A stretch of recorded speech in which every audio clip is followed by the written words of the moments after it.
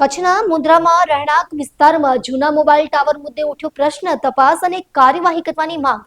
અગાઉ ભૂકંપ કે કેટલા વાવાઝોડાની અસર અને આજરોજ કંડલામાં મોબાઈલ ટાવર ધરાશયી થતા એવા કચ્છ આપણા સમાચારમાં ઉલ્લેખ કર્યો છે. ત્યારે મુન્દ્રાની પ્રજા મુન્દ્રા શહેરમાં રહેણાંક વિસ્તારોમાં ઉભેલા જૂના મોબાઈલ ટાવરો અંગે સ્થાનિકોમાં ચિંતાનો માહોલ જોવા મળી રહ્યો છે. તેમ સામાજિક કાર્યકર સમા અબ્દુલ મજીદ દ્વારા આ મુદ્દે ગંભીર રજૂઆત કરવામાં આવી છે.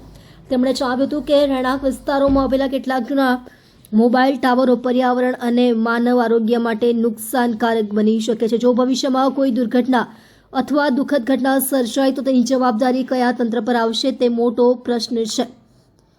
આરોપ છે કે નિયમોને અવગણીને આવા ટાવરો ઊભા કરવામાં આવ્યા છે.